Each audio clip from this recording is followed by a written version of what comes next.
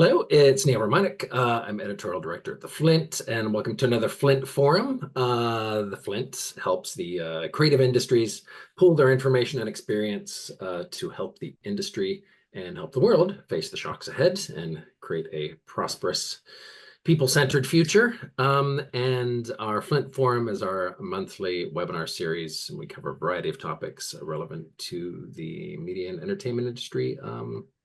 Around sustainability and ESG and future gazing. So today we are doing a Flint Forum called Building the Newsroom for a Climate Changed World.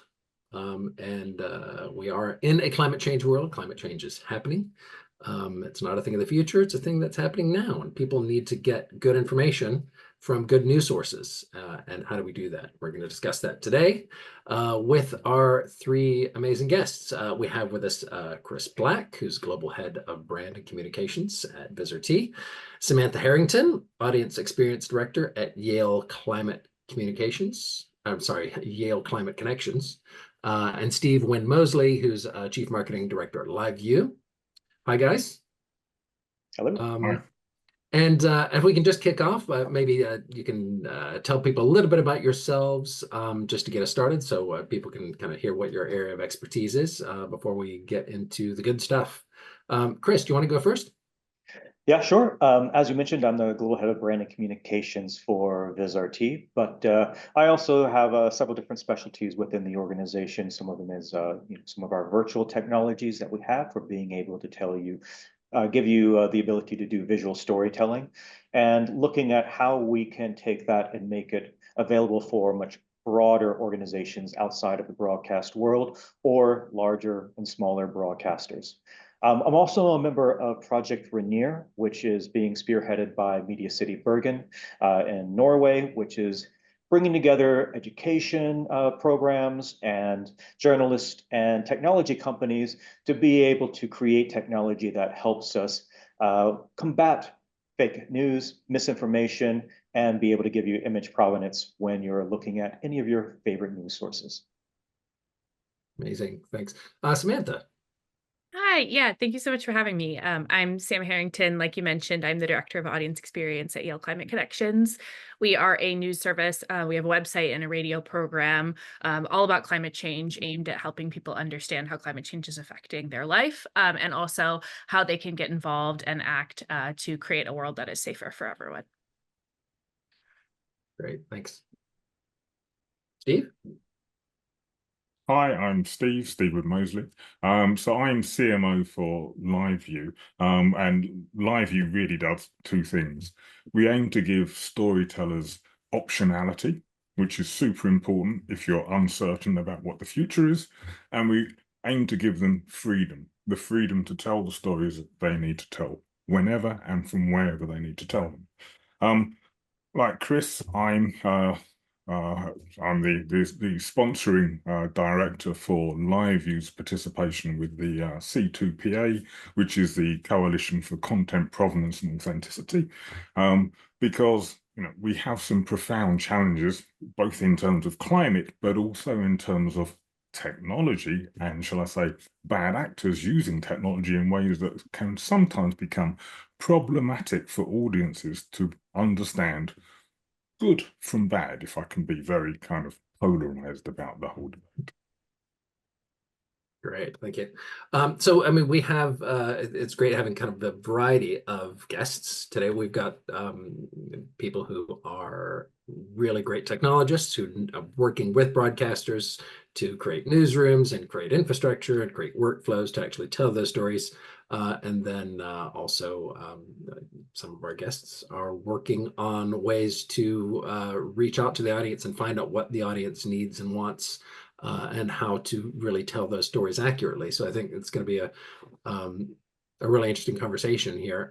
Can you maybe start out by telling me what your experience is of an understanding of kind of where we are or where broadcasters are, just the news space generally is in terms of its ability to communicate about climate change appropriately and well? I mean, do you think that broadcasters are doing a good job, or in the case of, I know, say, LiveU is a supplier to broadcasters, supplier of technology. So it's kind of not up to you to say whether they're doing a good job, but maybe you can also get a sense of like how they think they're doing or what their needs are. And I do think that those are being fulfilled. Do you want to maybe start with Sam? Do you want to sort of take that? What's your take on it? And you, of course, are doing your own content as well, and might be interesting to hear kind of what the content that you guys do, how that plays against content that maybe big broadcasters are doing, and kind of what's the difference.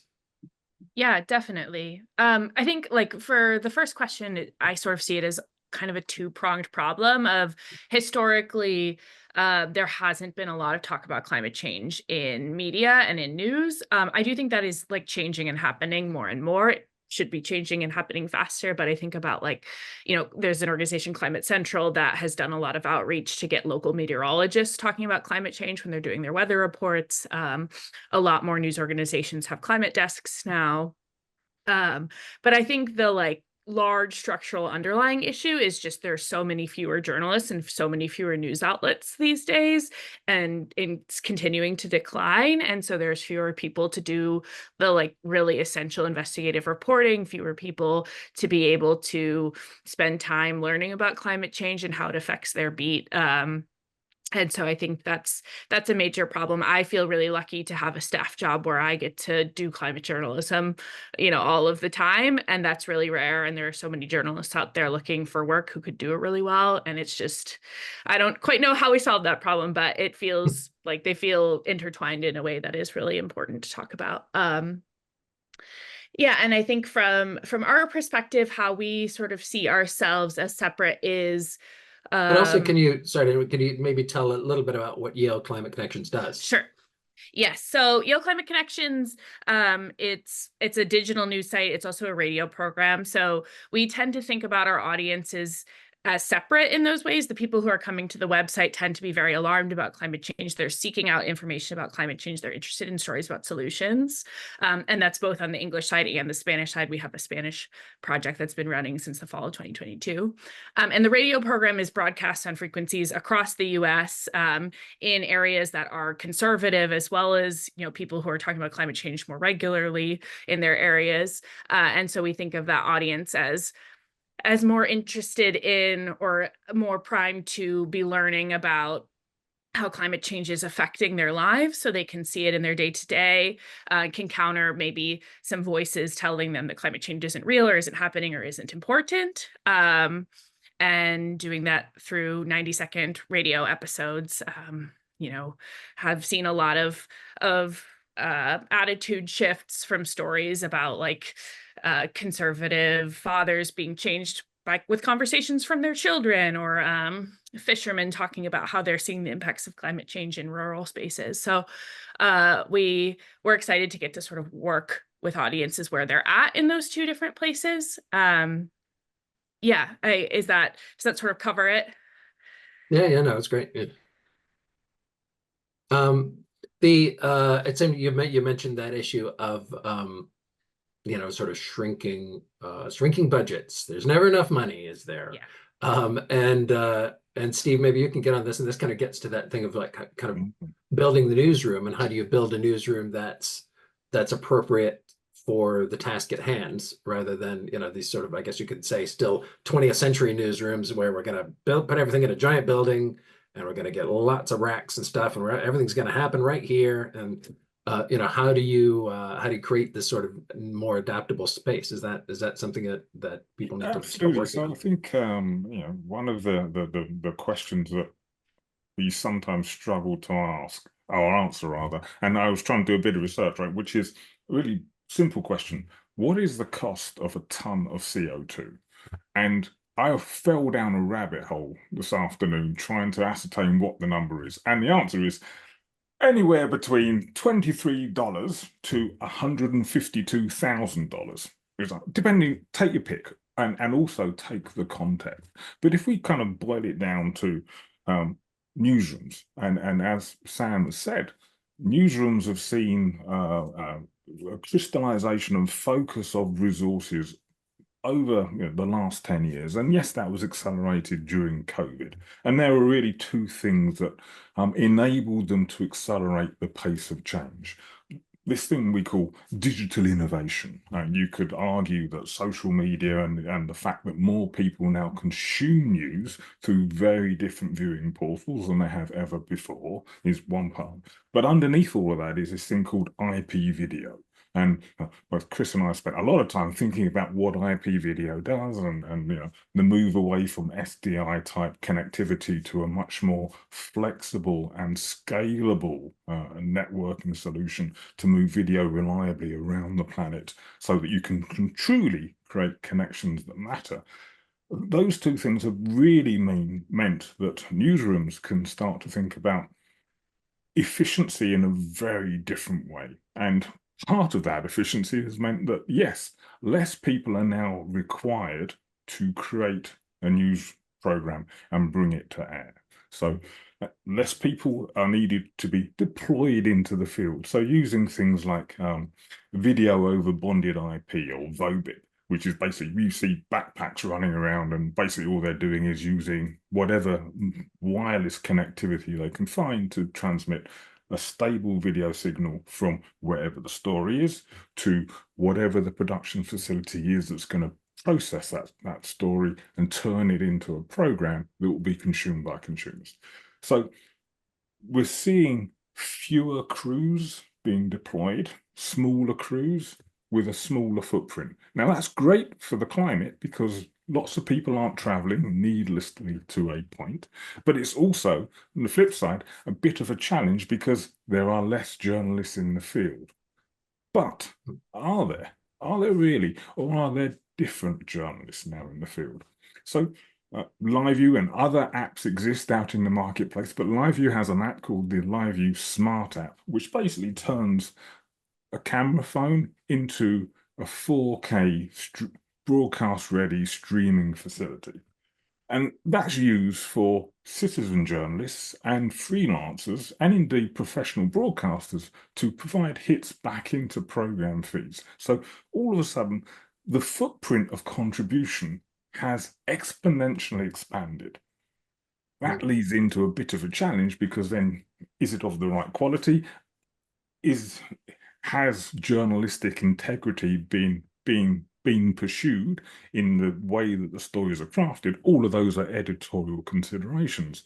But the technology has expanded to enable us to reduce the cost per hour of a broadcast stream. And I think that's really important when we start to think about bringing a much more diverse range of subjects to audiences. So are you seeing that in kind of what the broadcasters are doing? Are they, because there's that, well, we can cut costs, great, but that sometimes doesn't mean, oh, we can do the same thing more cheaply. It just means we'll actually just do less stuff. So are you seeing broadcasters actually sort of swapping around the ways that they work and trying out new things in that way? Is that practically happening? And obviously in some cases there have been some major disasters around the world and conflicts where infrastructures have collapsed and people need to really rethink how they're doing stuff. So there's, in a way, people are kind of forced to come up with stuff. But have you sort of seen that as a trend that people are rethinking how to do it? Absolutely. So is it we're going to replace this more expensive way of producing content for this cheaper way and then not increase our hours? Absolutely not. What we're seeing is that our customers are serving more diverse, yes, possibly smaller, but more diverse groups of individuals. So I always refer to them as nested niches, right? So all of a sudden niches become much more powerful because that's where true engagement, and if you're looking for that Reithian kind of end game where you're looking to entertain, educate and inform, then you need relevancy. And so many of our customers now are seeing relevancy, yes, against a smaller audience set, which means that they need to be super efficient in the way that they reach out and serve those audiences. So I know Chris will probably come on and talk about automation and that sort of good stuff with the newsroom, so I'll leave that to him. But in terms of where LiveU provides some of that efficiency gain, it used to be that people would rely on things like satellite trucks. So if you're going to do an E&G type show, you'd have a very large satellite truck, big shiny pieces of equipment, quite large to big capital expenditure. Now you just need a backpack. You can hopefully avoid the cost of a satellite truck. You may use something like a low Earth orbit satellite, so a Starlink or a OneWeb device as a backup domain. But all of a sudden, you've got diversity in the way that you would seek to connect and transmit. What that does is it lowers the barrier of entry towards producing a professional video stream. And then when you add in things like Vizrt or LiveU Studio, where you can start to produce and mix a program using a much smaller production gallery than previously, you can start to see how that concept of feeding content to nested niches becomes really sustainable. And absolutely, and to jump on what Steve's saying here, I mean, where you're actually seeing a lot of this is for niche sports. In Norway, for instance, we have a local football league that's in every major town or small town all over the country. And before, it wasn't possible to be able to cover that because you do just have one terrestrial stream of video that you're trying to get out to your audience. But we're able to now very easily, using tools like LiveU, using cloud-based switching production tools like Vizvector or VizTricaster Vector, we're able to now have micro control rooms that just pop up and you use them as you need them. And so you can have 10 of these running at the same time. And they're super efficient. You can have just one person running this where you have the automation, the graphics, you have the stream coming up and down, and it's just there for the game, and you tear it back down again, or you just turn it off when it's not needed anymore. So you have these niches of news. We also have the niches of sports. And so it does open up the broadcasters who are trying to figure out how they're going to increase their revenues, how they're going to remain profitable, and giving them a lot more opportunity to be able to create a lot more streams, grab a different audience, a more engaged audience, and build revenue off of that. So I think there's a lot of opportunity now that's coming here for the broadcasters to be able to produce more content, but they also have to be able to understand it and utilize it in the right ways. So then if you're working with, obviously you work with a lot of broadcasters at Vizrt, and help them put together the infrastructures, you help with the broadcast themselves. What would you what would you advise them if somebody came to you and said, I've heard about this climate change thing, I've heard it's actually going to affect businesses and insurance rates and everything I do and my food supply and what would you sort of say, how is this going to affect us as a broadcaster, and what should I do about it? Would you have any sort of technical expertise to offer them, or things that you can tell them that might help or give them direction? Of course. Okay. I mean, the first question that we will be asking is, with climate change, of course, we have there is a lot more danger in the world as far as severe weather conditions. What is your backup plan for when you have a hurricane hit the UK that is going to be stronger than anything that's hit before? What is your backup plan where in Norway we have more rain and suddenly we have mudslides? How do you keep your viewers informed when these types of things are going on? So you have to understand, okay, these are the tools that I have in-house now, but what do I need to do in case of emergency that is going to get me on the air immediately, but it's also economically sustainable for me to be able to do that. And then you can start looking at your cloud infrastructure, how that's going to fit in with your on-prem infrastructure to be able to do that seamless exchange between the two. And going beyond that, as we saw with recently with the CloudStrike issues, what you need to do to be able to protect yourselves in those kinds of situations. And there's different trains of thought and different types of technologies to be able to protect yourself in the different types of scenarios that may happen there. So you really do have to ask the what if questions and then look at your infrastructure today and say, okay, what if this? How do I get to this to keep my viewers informed? I think that's really, really important. And the CrowdStrike thing, yes, is it environmental? Well, actually, I believe it is, right? So at the heart of everything sits this concept of architecture. And more, we're hearing people echoing back to us some of our own design principles. One of those design principles is active redundancy. So rather than passive redundancy, where something breaks and then you fail over to something else and there's a little glitch as you switch over, active redundancy says you're already running your backup so that should one connection fail, you've of course got many others to rely on. So it becomes a seamless transition over to the new. And really, I mean, as I introduced LiveU, I said we provide optionality.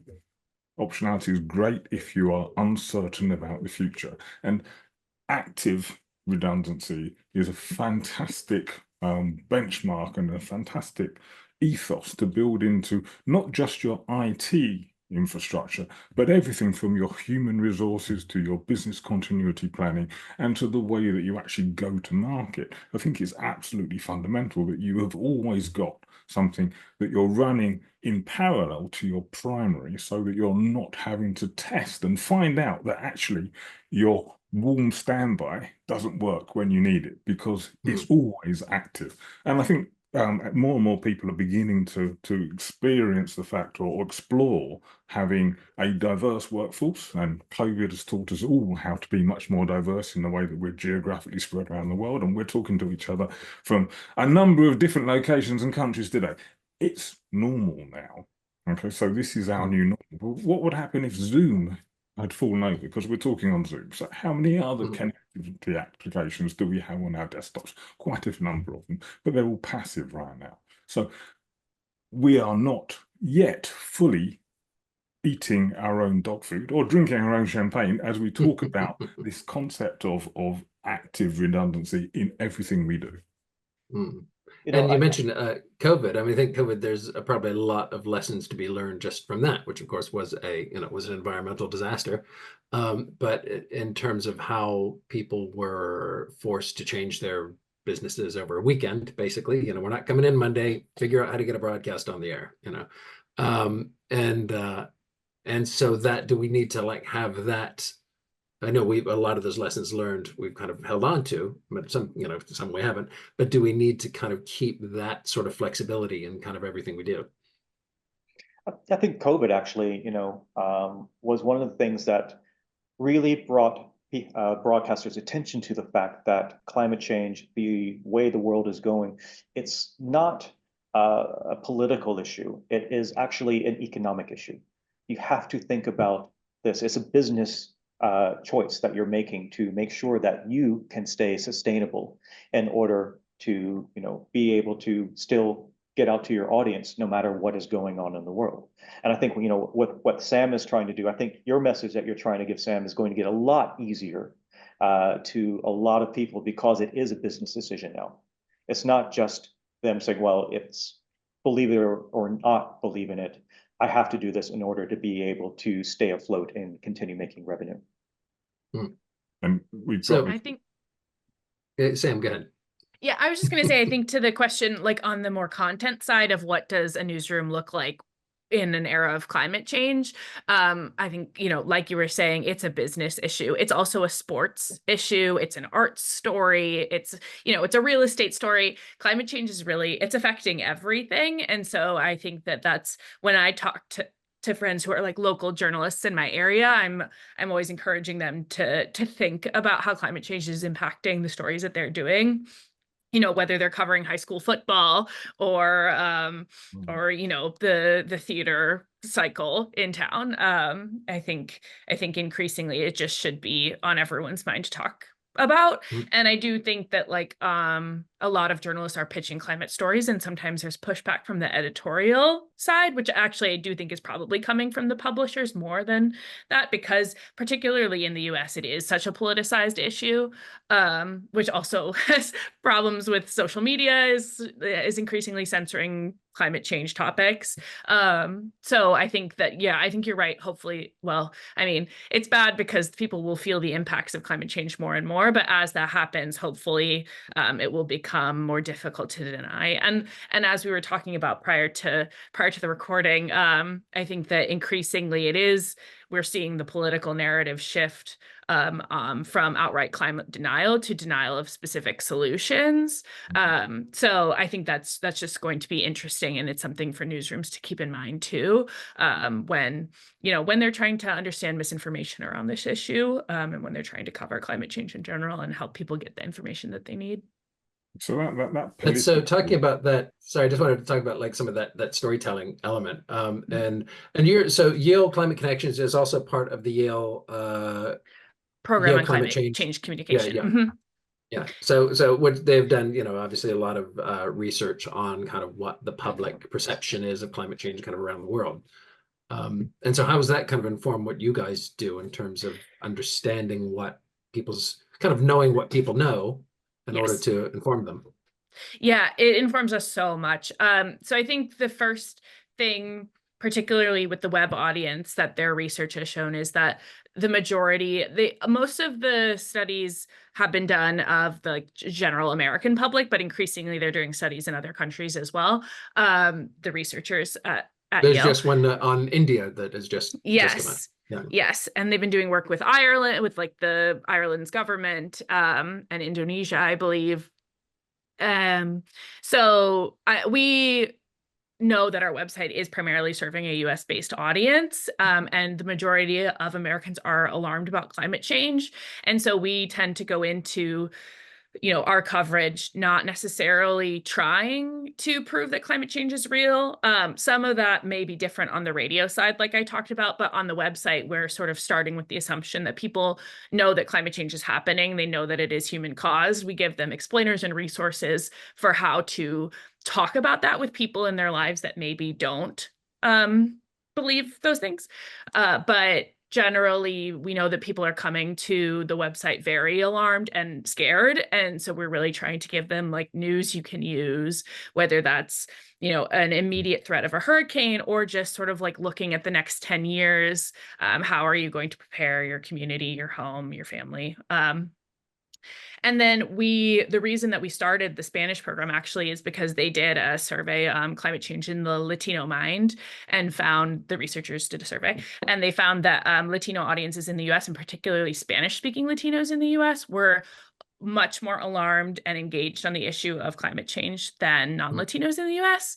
And as we poked around the media landscape, there just wasn't a lot of news in Spanish about climate change. And so that's a project that it's really blown me away. We definitely have had to put in the work to build trust with those audiences, because they have been, we weren't covering climate change in Spanish, so we were sort of neglecting that audience. And so we need to like prove that we're stepping up and that we are here and they can trust us. But increasingly that we're getting a lot of traffic to that side of the site. So it's really exciting, but definitely continuing to be informed by what the researchers are doing. They will take our radio segments and put them in front of audiences and compare how attitudes and beliefs about climate change shift, like from before to after listening to a radio program, radio episode. And they've also done a lot of research about the new big clean energy legislation in the United States, the Inflation Reduction Act, which has found that very few people, less than half of the general public, knows what the Inflation Reduction Act is. But then when they're presented with a paragraph of information about what it is, like over 75% support it. So we're increasingly also doing reporting on that legislation and what it means. So that's, you kind of got into that, you're saying that the Latino audience wasn't being, or the Spanish-speaking audience was being served. So, but I'm sure they were getting information from other places. So even when I'm not watching the news, I'm getting loads of information all the time, because I got a phone here and it just gives me info all day long. And so often when we talk about kind of news or the information space, it's like, well, we put news out there and people watch the news, but of course it's, you're really like trying to have a conversation in a hurricane, as it were, where there's, or like, I was thinking it's like you're trying to do Pictionary while somebody's like spraying ketchup at you, or something, where you're not communicating in a completely neutral space. There's continuous disinformation and continuous really well-funded efforts, whether it's by fossil fuel companies or foreign actors or a variety of other things to try to interrupt that information space. So, and we can also get into kind of disinformation here too. But maybe Samantha, you want to kick us off there and kind of what is your maybe what's some of your experience, or what are some of the ways you get around that, or how do you kind of how do you cut through, or yeah, maybe cutting through isn't the way to do it, but what's the strategy for working within that crazy space? Yeah, definitely. I think like even before talking about disinformation, I think it ties back to what you all were talking about with regards to really niches sort of seem to be the future of news in a way. I'm certainly not an expert, but it does feel relevant to me that I think for a long time we've used like page views as metrics for success, but we're really interested in not necessarily the number of people we can reach, but the impact that we can have on the people that we do reach. And so I think particularly on the website, we're interested in reaching people who they're sort of like protectors in their community or their family. So they're going to take the information or the knowledge that they learn and disseminate it out throughout their network, and thus sort of like broadening the impact. I think that when people get information from people that they already trust, that's a really important way to break through potentially misinformation that they're also seeing from people that they trust, shared on their Facebook page. So we really try to be careful when we are telling stories around misinformation and disinformation. I should have looked at it before this, but there's I think maybe Pointer has some tips on how to like cover misinformation without sort of feeding into the narrative of it. So we're careful, like the ways that we write headlines. We have seen a lot of misinformation around wind farms in the US. So we're trying to debunk that while also trying to walk the line of making sure that that the headline isn't like sort of clickbaiting people into the misinformation. And yeah, like I mentioned earlier, I think we are increasingly worried about misinformation in Spanish around climate change. It's definitely something that organizations within the climate movement who serve Spanish-speaking audiences are really worried about. There's even less oversight on social media platforms of misinformation it's spreading. Really, I think rampantly on Facebook and YouTube and WhatsApp in Spanish-speaking communities. And so yeah, trying to give trusted people, the information that they need to then sort of go out into their community and say, actually, like, this is what is true. And I think I tend to come at journalism or think at myself as a journalist in sort of like more of a lateral way, rather than like I'm at the top of a funnel and I'm telling you what you need to know sort of thing, of saying like, I'm trying to listen to audiences who I think have a lot of expertise, who are experiencing climate change, who are telling us what they need, and making sure that we give them what they need so then they can go out and improve their communities and their quality of life. Chris, do you want to get into, I mean, you've been working on a project that is kind of tackling disinformation from a technology perspective and trying to provide a kind of a paper trail for what we see in terms of video images and still images. And you want to talk a bit about that? Because, especially as AI becomes more of a thing, you can see very realistic images come by on your feed, and you may not even have time to consider whether or not it's real or not real or where it came from or anything. It just kind of comes in, goes into your head, and you move on. Absolutely. And, while Sam is thinking about this from the journalist side, we're trying to think of both LiveU and Vizrt are trying to think of this on the technology side. How do we enable the journalists to be able to bring, truth to their audiences and be able to show that the content that they're bringing to the audience is something that has legitimacy, that has a provenance to it, has a breadcrumb to the actual event that has happened that they're talking about. And so, we are working with C2PA, which is a image provenance protocol, if you will, that a lot of different media companies are starting to adopt. Right now, it's working with Microsoft, LiveU, Vizrt, There's a CBC, the New York Times, BBC, also all involved in this. But the idea here is that when a journalist out in the field takes a photo, if they are using a Canon camera, for instance, it's going to have metadata that gives you information about that photo. And as that photo travels through that chain, and it's a long chain from when that photo gets taken on the field to when it's on a news organization's website. There's lots of things that happen to it. But once it's on that news organization's website, the people at home reading that story, they can see the provenance of that image. They see where it came from. They see what edits have made to it, where it's been moved, and that gains trust in that image. And what we want is we want to have a bit of a groundswell of journalism organizations that are starting to adopt this, so that when you see that little C2PA icon in the corner of the screen, whatever it's going to look like, you know that there is provenance to this image. You can click on it, you can get that information, and you have more trust in that organization. Because what Sam was talking about is, yeah, you're going to be consuming news from the organization that you trust. And that organization has to be able to provide you the news that is most relevant to you. So that's what we're looking at, is adding trust to the content that people are consuming through this standard for images. And we're working on trying to figure out how we can do that for video as well. So it's right now it's still images and videos kind of down the pipe. Yeah. I mean, there's certainly a lot of things that we can do with video, and we're working with, of course, Vizrt has some tools to be able to manage video, and working with other partners on managing video.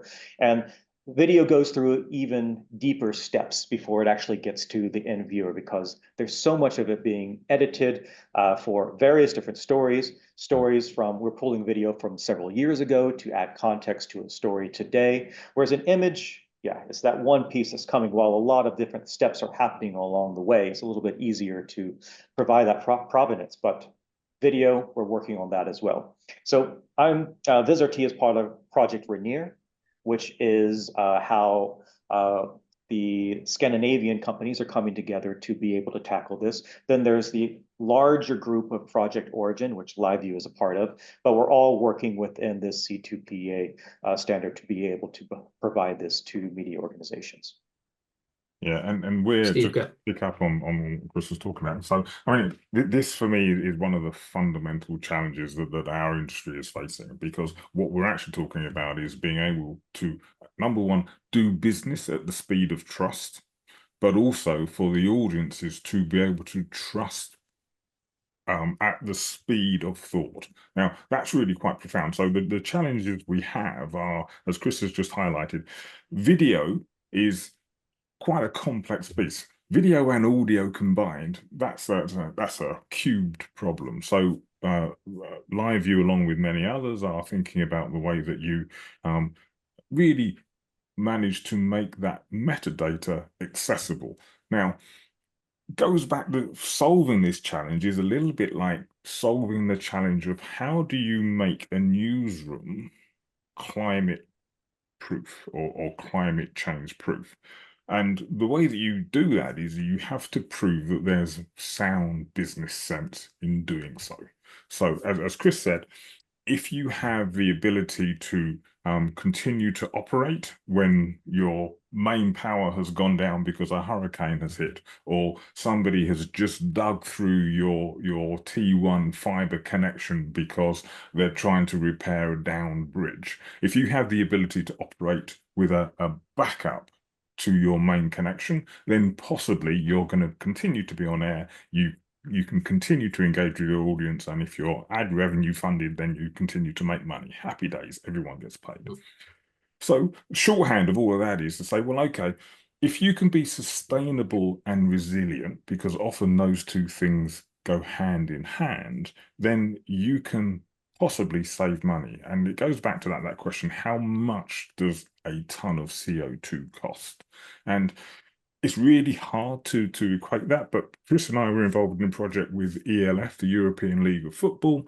They used what we would call lightweight production technologies, whereby they had fewer people going to record and stream the games. They had people working from home, and they used a hybrid mix of on-site production and remote production.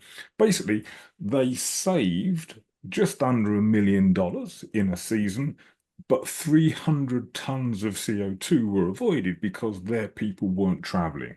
So there's a tangible cost. So all of a sudden, you can say to people who are thinking about developing and designing the studios of the future, so there's a cost avoidance story here, there's a sustainability story here, and there's a resilience story here. So you get those three good things happening.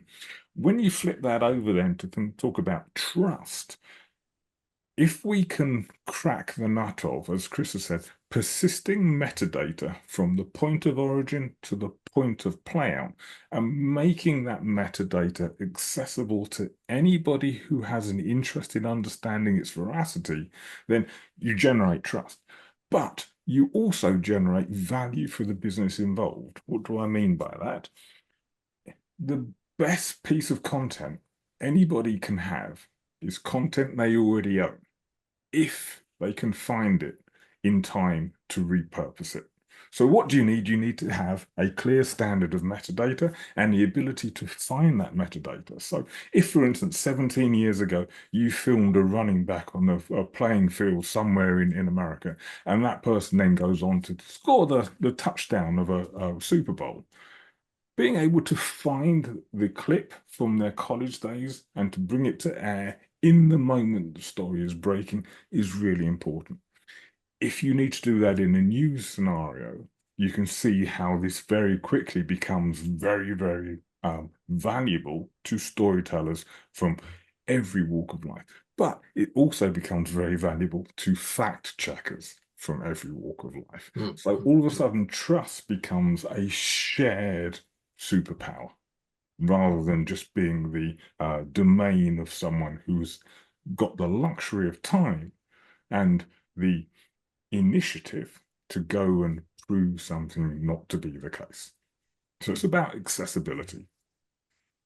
That's it. You bring up sort of that trust, and maybe more of a business question, and also a content question. But that building up a relationship with the audience and building up trust with the audience is, it's sort of it's something you need to do, I guess, as an organization. You need to make sure your audience trusts you. You need to make sure that the audience can rely on you. But a lot of things go into that. And I was just, there was an article today that came out from DSMOG, just talking about BBC Storyworks. So BBC Storyworks is a content production arm of the BBC. And basically they do the content, paid for content with the BBC. So they do kind of advertorial content, you could say, or sponsored content for the BBC. And a lot of the companies they work for are the government of Azerbaijan, they're oil companies, they're pesticide companies. They're like really horrifying polluters. Some of these, the government of UAE, they've done some of this advertorial content for. And the idea is, of course, that it's got that BBC brand on it. So why, obviously we want to be associated with BBC. But then, the BBC, and it mentions this in the DSMOG article, that the BBC has taken on the climate content pledge that BAFTA Albert had set up a couple of years ago, where the BBC is going to try to highlight climate in their content. But this BBC Studio Works, it's a separate part of it. It's not actually BBC content. It says it's advertorial content, but it's showing up on the BBC website. And so you end up having that, which I think is the advertorial problem generally, or the advertising problem. That, if I'm taking advertising dollars from a company, yet I'm over here saying that I'm trying to, do all I can for climate change, does that sort of destroy my credibility as a news organization? And but news organizations are under pressure financially, and they need to survive and they need to make that money. So I'm not sure what the question is here, but I think there's a real key part of how do you, as a business, continue to be a useful, trusted source for people who really, in some cases might be a life or death issue for some people. Samantha, do you have any thoughts on that, or kind of an experience on that? Yeah, it makes me think, I mean, there's so much savvy advertising on the fossil fuel side of things. I think a lot about gas stoves, and in the US they were really promoted by like people on HGTV who are like building and flipping houses, and then it really became like the thing that you need to have. And now actually people are starting to realize that they're very dangerous for your health. And it's also not great to just be operating a fossil fuel plant in your home. But yeah, I mean, it's so hard, the question of like, how do we fund newsrooms, and where is money coming from, and where is money available? We definitely, like, we're pretty much all foundation funded. Definitely don't take any fossil fuel money, but yeah, I think that like goes back to sort of what I was saying about how sometimes journalists can be getting pushback from editors, who I think are getting pushback from publishers and people on the money side of things, to say like, actually, we need to keep these people who are giving us money happy, whether it's Exxon or someone selling a gas stove. So I mean, I think, as a journalist, like ethically, it feels wrong and something that I would not want to participate in. I think, things are never that black and white or simple, unfortunately. I think perhaps better branding of things like that are advertorial or opinion would be helpful in some ways, because I do think that people get confused. They read an opinion article and they think it's a feature article. And I don't think that like we as journalists or as the industry has done a good job of helping people understand when they're reading something that is factual or when they're reading an opinion piece. I mean, in general, I would love to be like, I think that news organizations should take fossil fuel money. I think that would be the ideal. But that is, I'm not in charge of the BBC. So yeah, I don't know. It's tricky. It's really unfortunate. I think that the way that there's just not enough money in journalism is really causing a lot of problems here.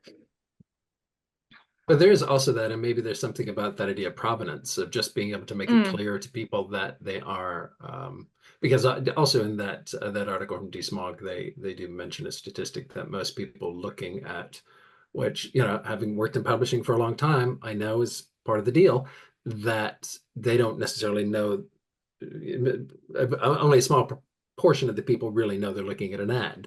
So is there something about kind of making that clearer to people when they approach when they approach content, like, this is an ad, this is not an ad, this is. Yeah, but to your point, it probably then makes the ad less valuable to the person taking out the advertisement, because they want people to think that they're just reading normal content.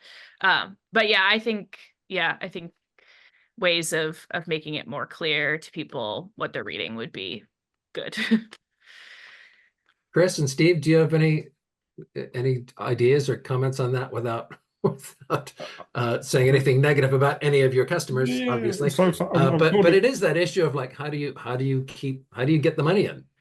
Well, so I'm old-fashioned, right? So I'm a marketeer by heart. So I think that as a marketeer, there are three things you need in order to generate value, right? And so we wrap it all up in this container called a story, right? But you need people to be aware that you've got a story and something to tell. So you need distribution. So that's what journalists do. They publish and stuff. You need trust, because without trust, that awareness is pointless, because nobody's going to pay attention, and they're not really going to allow you to infect their mind with the idea that you want to ship. But then you want, and particularly when we talk about things like climate change, we actually want people to take action. And so therefore you need to deliver some form of jeopardy.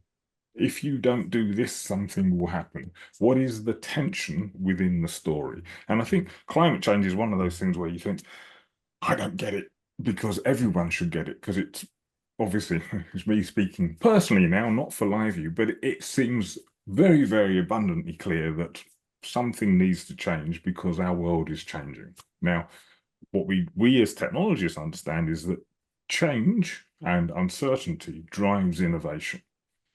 The challenge, and we were talking about trust, and we talked about this just before we started recording, one of the challenges about the trust challenge is the thing that we're competing against is an innovation that we created, and it's compute power. And it does this exponential thing where it just keeps on going, and we have this vertical curve almost.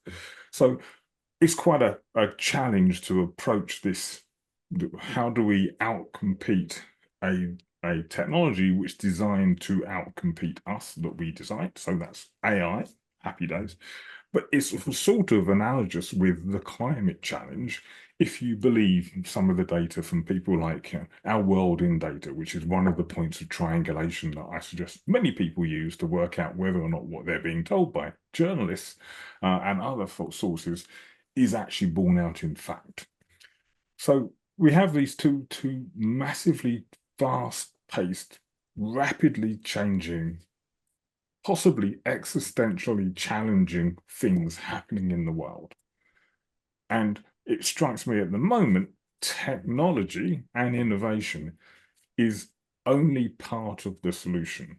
Right? So the jeopardy element comes in the human factor of all of this, and that people need to decide what they're going to do next. And I think our customers are in the game of equipping them with information to make informed choices. And I think as a supplier, we want to make it easier for our customers to provide that information, making it more accessible for more people's voices to be heard in those stories of change. And I think that's how we can help move the debate on so that we get to the point that really matters, which is where people start to take action. We have just a relatively few minutes left, but we do have a couple of guests on who, if you have any questions, please put them in the chat. If you haven't already, I actually haven't checked. You may have been asking questions all this time. But yeah, if you do have any questions for our guests, pop them in the chat, and I'm happy to put them by the guests and see what they think. In, I guess, these last minutes, and Chris, actually, did you have anything to add to that? I'm sorry, I didn't. I've known Steve for a long time, always very eloquent. Thank you, Steve. I think one of the things that is going to be impacting a lot of broadcasters when they're thinking about how they're putting together these stories, how they are going to be shaping their brand, is the fact that the number of brands out there vying for attention for their audience is just exploding. And it's exploding on many, many different platforms that are constantly changing. I've just started experimenting with TikTok because I'm too old to have done it earlier, and I've discovered that dog videos and old man videos, gold on TikTok.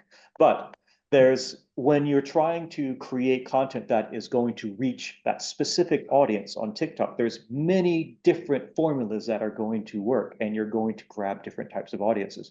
But you also need the tools to be able to reach out to the audiences on those platforms.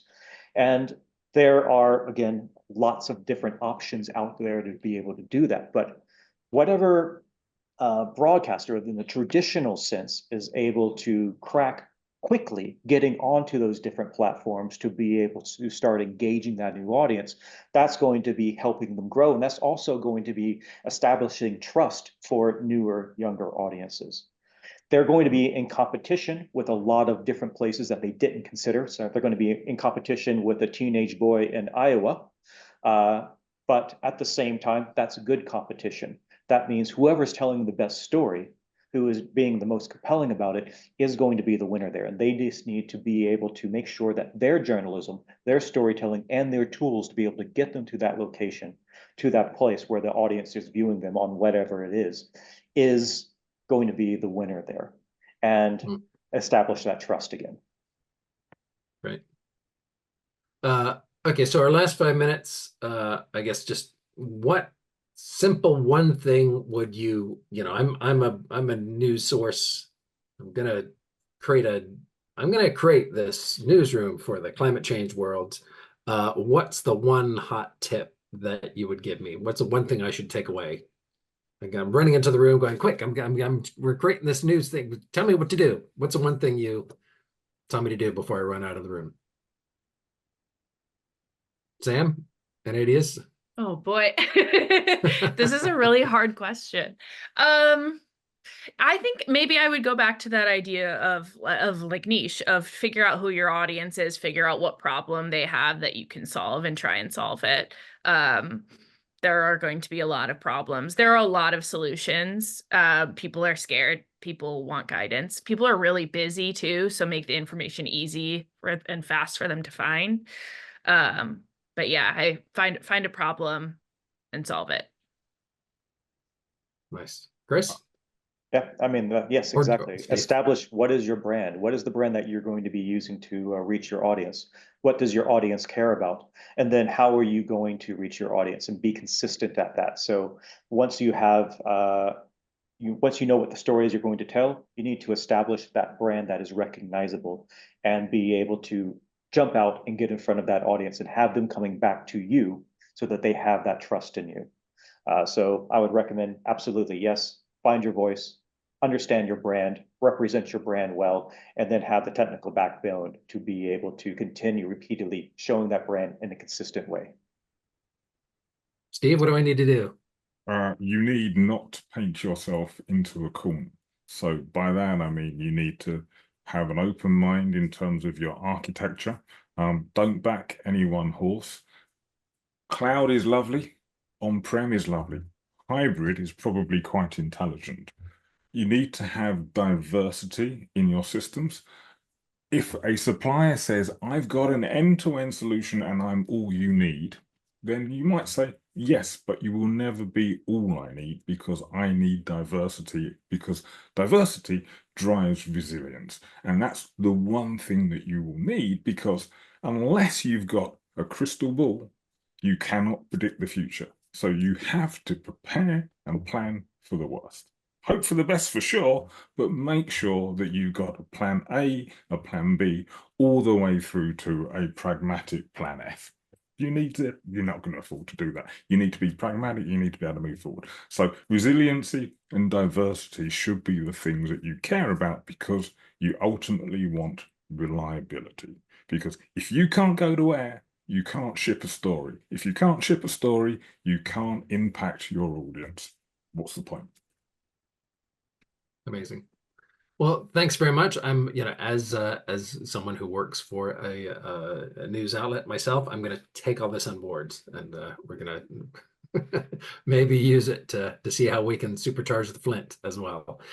Thank you so much, Samantha, Steve, Chris. It was a really great conversation, and we look forward to talking to you again. Thanks for having us. Thank you so much. Thank you.